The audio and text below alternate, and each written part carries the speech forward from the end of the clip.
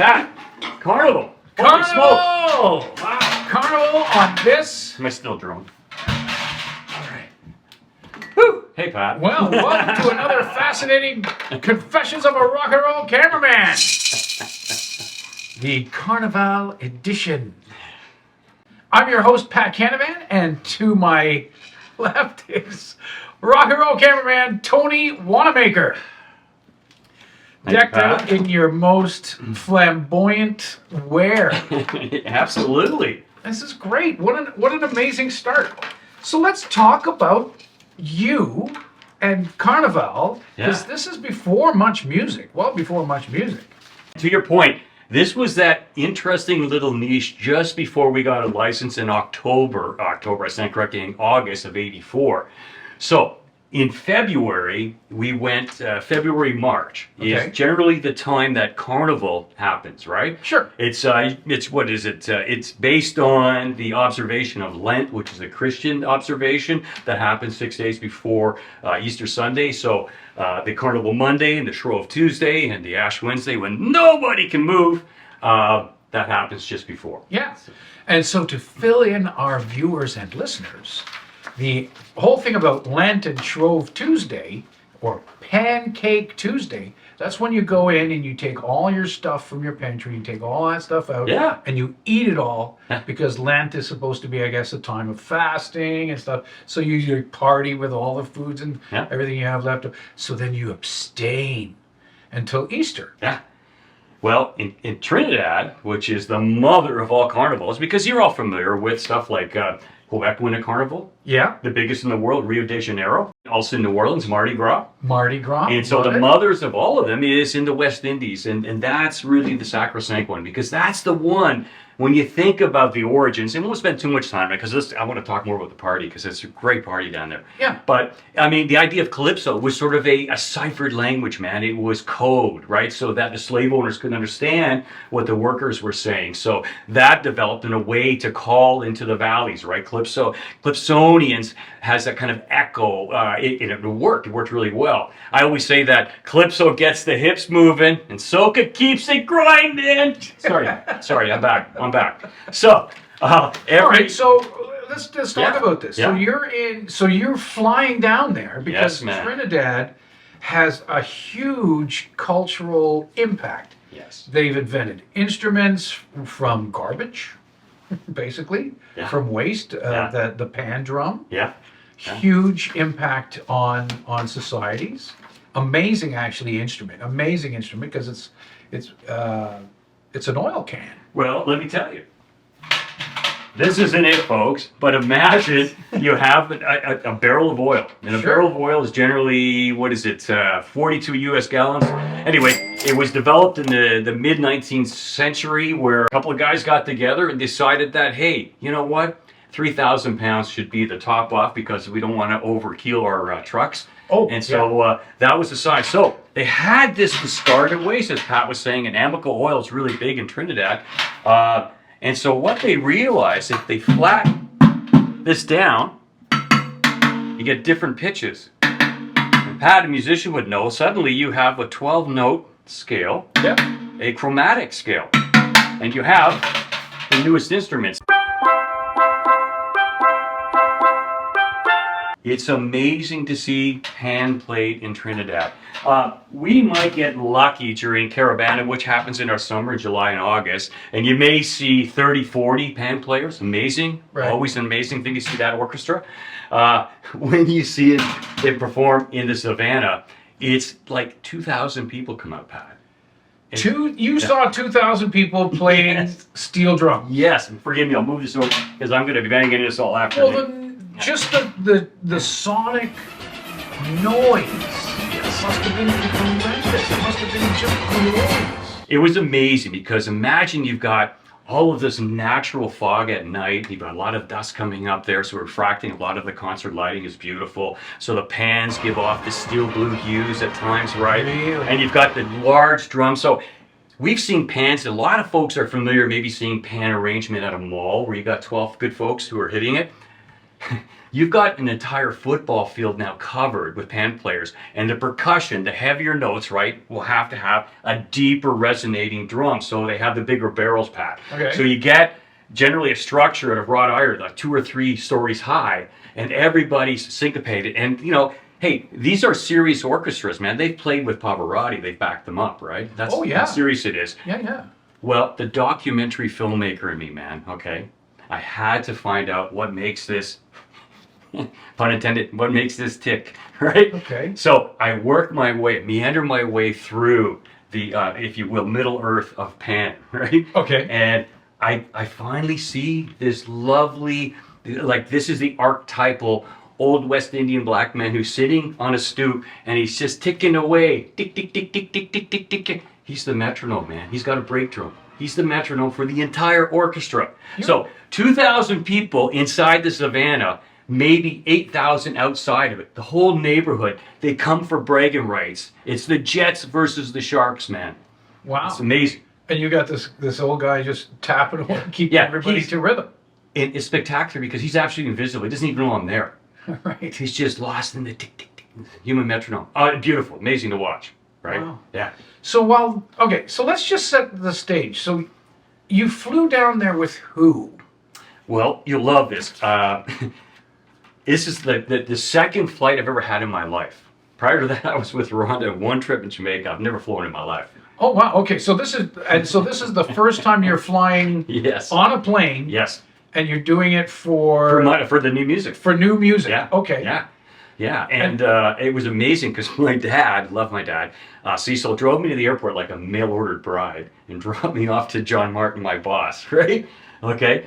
I get on a plane. It just happens to be a 747-101, the jewel of the BWI, British West Indian Airlines, the jewel of their airlines. The president's behind me. I'm on the top tier. It's an amazing lazy boy sofa I'm sitting in, and I've got room, cocktails, and a 6-hour flight ahead of me. Pat, fantastic.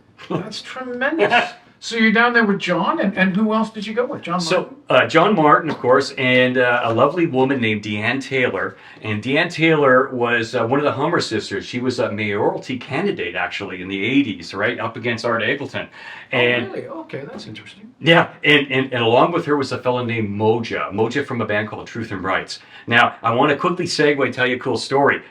This is 84, the first time I'm in Trinidad. I went back-to-back, 84 and 85, Pat. Sure, okay. Now, in 83, Deanne went there. What was interesting was Deanne went there with a woman named Lorraine Segato. Now, Lorraine Segato, for Canadians, was with a band called the Parachute Club. They had a massive hit in 84. They won the Juno Award for Rise Up. Rise Up, yeah. Now, it was huge. if you watch the video, notice they're on flatbed trailers going down King. Why? What's Carnival, man? Well, that's right. Stadium-sized speakers on flatbeds, people fetting in the street, doing a little whining, Pat. Little whining. Yeah. So that's what I went down with. And the great thing about Deanne is she knew and can navigate us through Carnival. Because there's a lot of moving parts, folks. And you can get easily confused.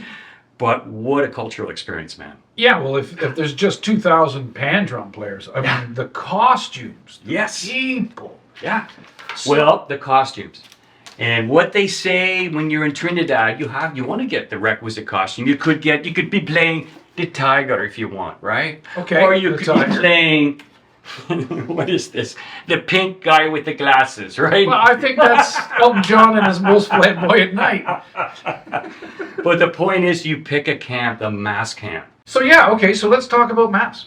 Well, mass, and they love to play the mass. And playing the mass is basically playing a character in that mass camp. So the mass camp are themes by designers. Okay. So it could be the classics are aquatic because, hey, I'm in the West Indies, right? Lots of water around me. Avian stuff, space is a big one, right?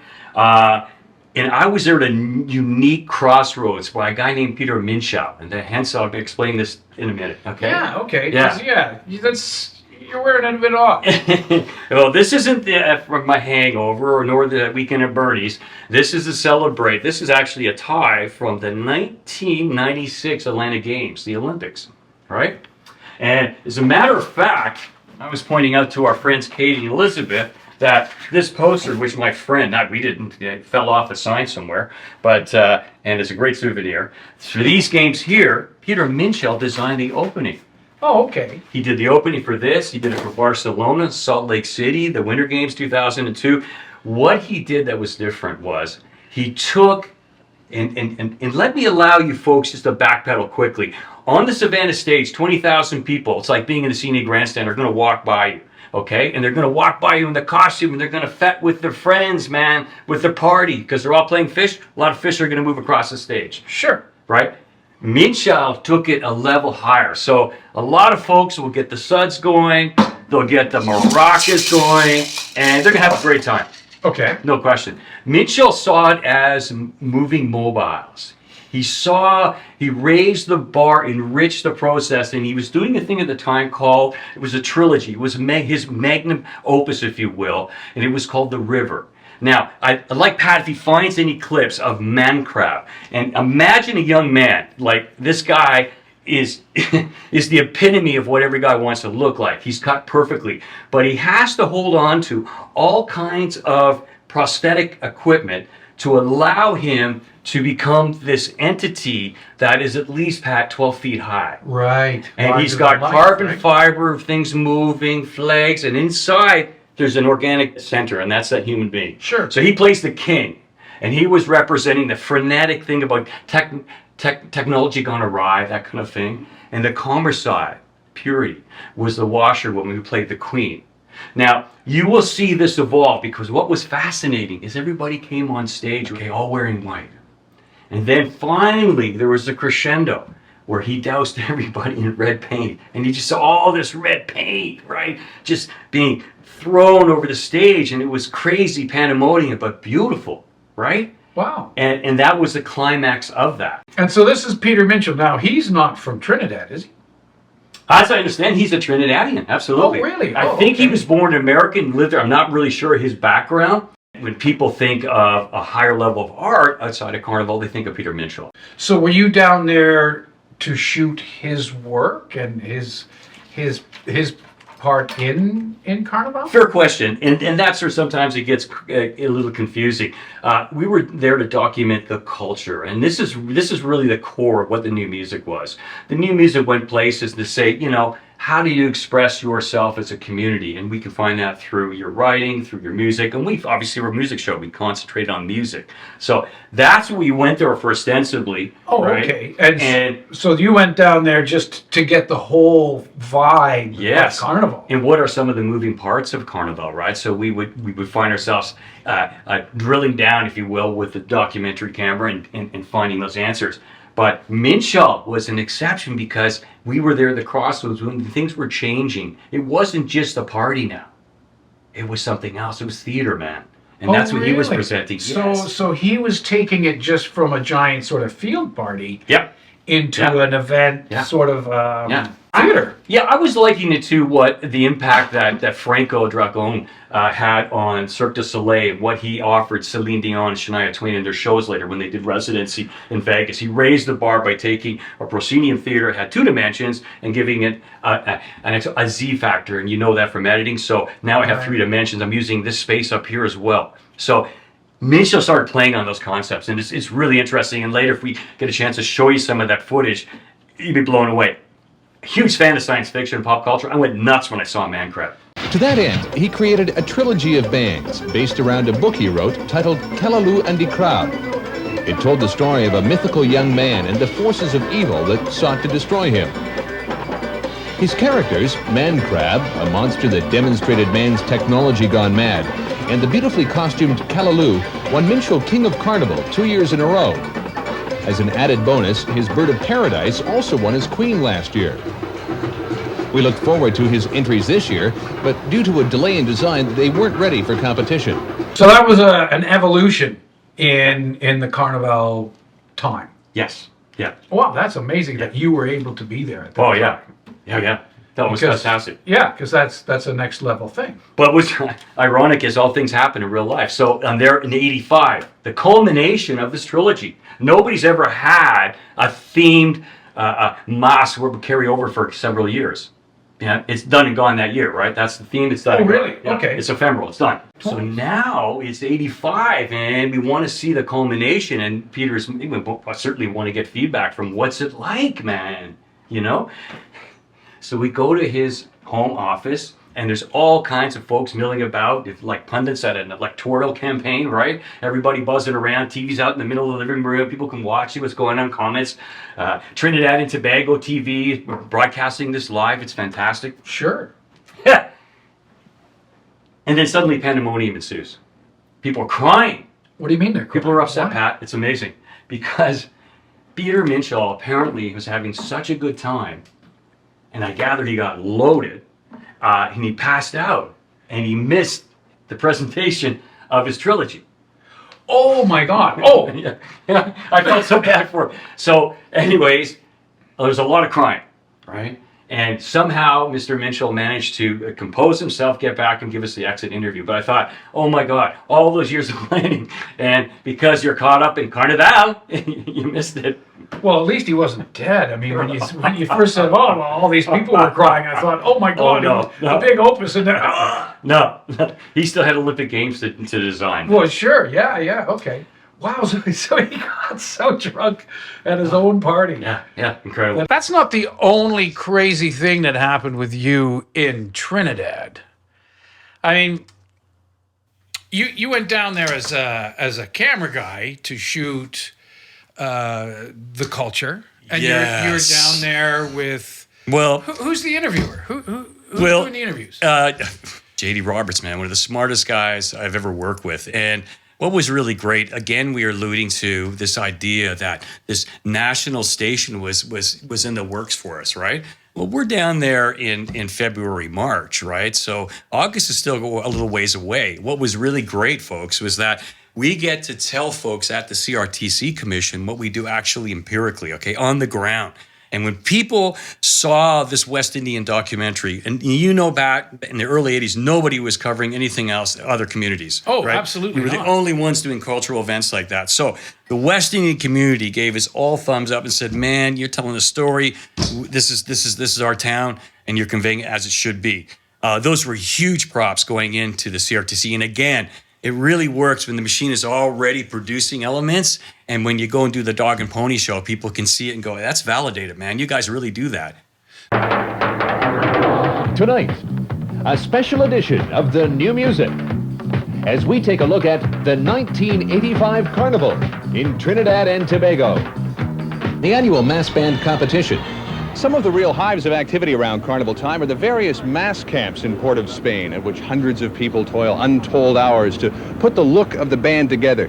I think it's safe to say that none of the people working here will get any sleep until Tuesday. As a matter of fact, when's the last time you got to sleep? From Tuesday. And that's now Friday, so that's 3 days. Sure. Is it worth it? Yeah, sure, it's worth it because of the sacrifice, and the sacrifice is to be a winner. The catchphrase of the 2 actual days of Carnival, Monday and Tuesday, is play your mas. Mas being your masquerade when you put on a costume. It's traditional now for us at this time to let our hair down. So because you were there, that really drove home the point that Canada needed a music station to express culture. Yes, and further to that point, Pat, it needed a station that was alert, was aware, that empathized with other cultures. That's where we found music. Yeah. You know, like because I was at the Hilton, I was hanging out with all the Clipsonians, right? So a guy that did well actually here in North America called Sparrow, right? But I became really close to a guy named Super Blue. And Austin, we just hit it off, man. And so I really got some time with him in 84 and 85. He always knows where I'm sitting. There's a spot I always love to sit at by the pool, and he joins me. So you met him the first time you were down there. We became friends. Yeah. Okay. We stayed in touch. Yeah. And then in 85, he had this special request, man. What's that? He said, Tony, think about this. In 83, quickly, Ronald Reagan sent an invasion force to Grenada.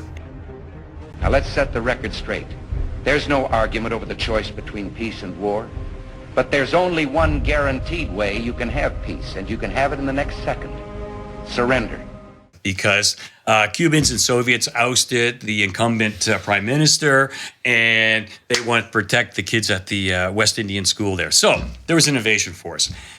Austin's mom, Super Blues' mom, is Grenadian, right? So he wrote a song called Grenada to play the Road March King, to try and be the popular song. Let me get this right. So this song that he's written, he wants this to be the theme of the event? Wow, that's very astute, Pat. And carnivals, a lot of fun, can get really confusing. And what Pat's saying is, so everyone competes. Imagine an artist every year bringing out a new song, and you want to be the Road March King, so that the mass band, let's say it could be Peter Minshall's or Edmund and Lil Hart, who are doing the fish theme this year, that could be the Road March song that you follow. And you follow the Road March King, who would be Austin if he won that coveted title. Oh, okay. Yeah. Now, so is he working with, say, the Hearts or Minshall? Do they work together? Does the music go with the mass? Yeah, and I guess it's like politics, you know, you're going to advocate for certain people. Hey, this makes sense for your band this year. You should do this with us, whatever. But they finally managed to meet, right, and make peace. And so somebody will adopt that song and continue forward. Oh, okay. So Austin wants me to do the Grenada song with him on the stage. Well, what's really cool on the way down there, and you'll see J.D. Roberts, man, he can do it all, grabs my camera, the video, and he films a whole bit of us heading down in the back of the car, practicing backstage, getting ready, and then finally when I jump on stage in front of 25,000 West Indians and I'm trying to kill Austin. Not a good idea. We managed to become fast friends with Blue Boy over the course of Carnival, and even happened to take part in his drive to become Calypso Monarch. Our cameraman, Tony Wanamaker, a past Armed Forces cadet, joined Blue Boy on stage to play a U.S. Marine for a calypso about American military intervention. How visible is peace on earth between every nation? Well, 8,000 years will come and go, but it's a burden shame they'll have to die eternally. Jaja gonna be with them. Hey, hey, hey.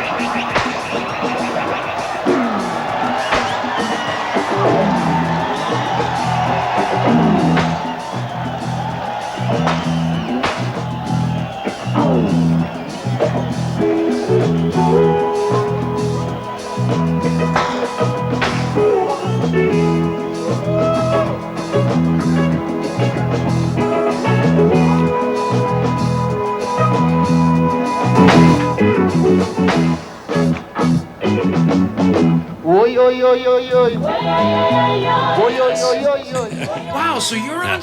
He talked you in to being on stage dressed as an American military guy. Yeah. Oh, wow, that must have been tricky. It was fun, maybe dangerous, but it's a funny bit. And I had a chance to do the best Western role in my life, man. Lee Marvin, John Wayne, eat your heart out, because nobody dies like this at high noon.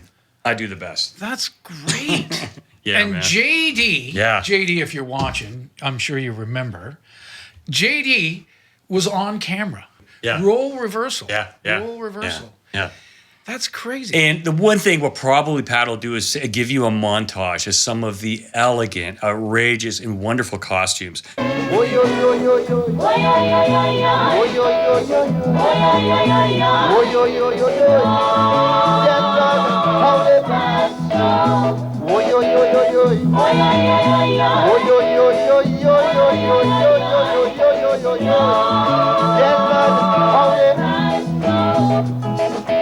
Presently, I am confused. When they do the masquerade ball on the Savannah, we're seeing it to the max.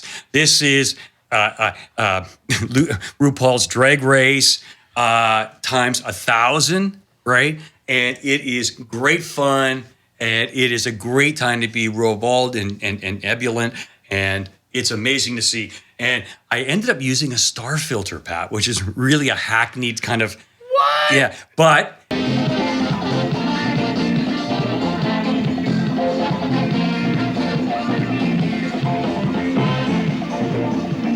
you know, always look at some of the old photography tricks because sometimes they actually work. And I went, you know what? I gambled. I went for it. The 4-point star worked perfectly. All this glitter and sequin on that hit. It looks amazing.